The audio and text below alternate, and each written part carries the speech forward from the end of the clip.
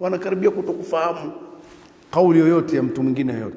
Na Dhulqarnain yuko na watu wengi wenye lugha nyingi anaotembea nao, lakini kwa wale ikawa zimegonga ukuta lugha zote. Kwa wale la yakaduna yafqahuna qawla. Sawa. Sasa lakini kitu cha ajabu, Allah anatuambia kitu hapa, watu ambao hawawezi kuzungumza kabisa kuelewa lugha ya mtu wala kueleweka. Sikiliza, Mungu anasema qalu, wakasema ya dhal qarnain, dhul qarnain. Sasa wamesemaje hapa? No, hawafahamiki. Sikiliza maneno tupate picha ya Mwenyezi Mungu anavyotupa tanbihi ya ukisoma maneno upate kuzingatia kidogo. Qalu, wakasema ya dhal qarnain, dhul qarnain, inna yaajuja, hakika yaajuj wa maajuj na maajuj.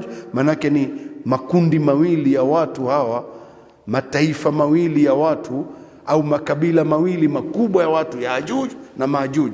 Mufsiduna fil ardh, hawa ni waharibifu sana katika nchi yetu hii. Hawa watu hawaelewi lugha ya mawasiliano yote, lakini wanamwambia Dhulqarnain.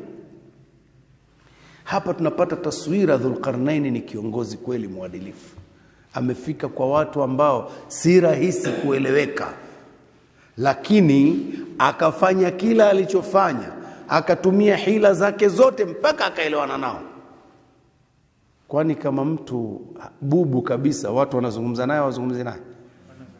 Sasa zile ishara anazozitoa kwake yeye ndio mazungumzo, sio mazungumzo.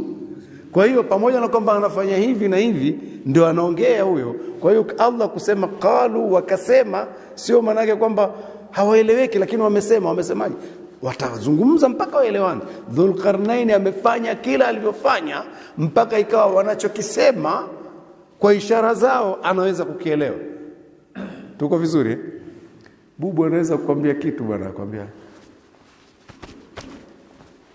anakueleza nini hapo? Njaa. Sio umeelewa bwana? Utamsaidia. Ukimsaidia, mmeelewana mjaelewana, akushukuru.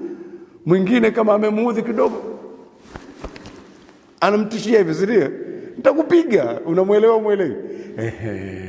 Mfano kama huu, Dhulqarnain hakuwaacha hawa watu kwamba eti basi watu wako nyuma kabisa hawaelewi chochote, basi kwa heri niondoke bwana. Hapana, hakufanya hivyo. Akakaa na timu yake pale. Hawa watu bwana, sharti tujue shida yao ni nini. Mbona wametingwa, wanataka kutueleza kitu.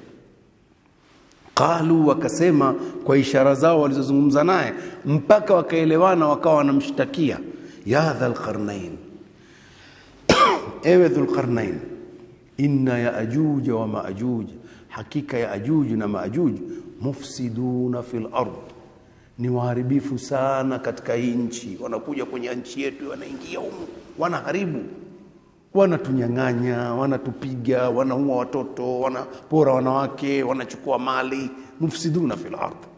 Dhulqarnain